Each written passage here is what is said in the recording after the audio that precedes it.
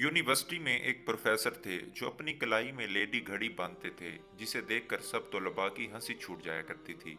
एक अरसे बाद वाइस चांसलर के जरिए जब हम पर इंकशाफ हुआ कि प्रोफेसर साहब जो जनाना घड़ी पहनते हैं वो इनकी फौतशुदा बीवी की है।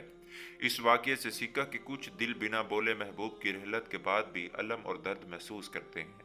एक दफा अस्पताल में किसी मरीज की अयादत के लिए जाना हुआ। कॉरिडोर में चलते हुए एक जवां साल लड़की की बिकबाल गिर गई। वहां मौजूद तमाम लोग इस पर हंसने लगे। आगे बढ़कर जब एक दूसरी औरत ने इसकी मदद की तो वो रोते हुए कहने लगी, इसमें मेरा कोई कसूर नहीं है, कैंसर ने मेरे बाल ले लिए हैं, इसीलिए ये मुझे आर्टिफिशियल विग लगाना पड़ती है।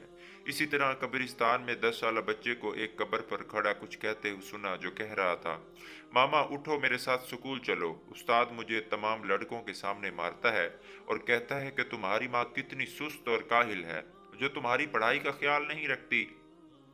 किसी की ज़ाहिरी हालत देखकर हमें कतन मजाक या किसी किस्म का भी रिएक्शन नहीं देना चाहिए। हो सकता है कि वो अपने अंदर हजार दुख छुपाए हुए हो, जिसका हमें इल्म ही ना हो। बोलने, सोचने और रिएक्शन देने से पहले अगले बंदे की फीलिंग्स का ख्याल रखना चाहिए, उसके जज्बात का ख्याल रखना चाहिए। बिलाशोबा बाज बातें इंसान को कत्ल कर देती हैं। बदगुमानी बहुत से मामलात खराब करती है।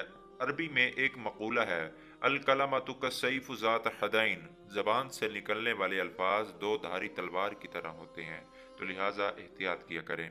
दोस्तों, तो ये थी आज की इस्लाही वीडियो। इस तरह की मज़ीद अच्छी इस्लाही इस्लामी वीडियोस देखने के लिए चैनल को सब्सक्राइब कर लें। अगर वीडियो अच्छी लगती है तो लाइक करके आगे लाजमी शेयर करें, क्योंकि ये भी एक सदका जारी है।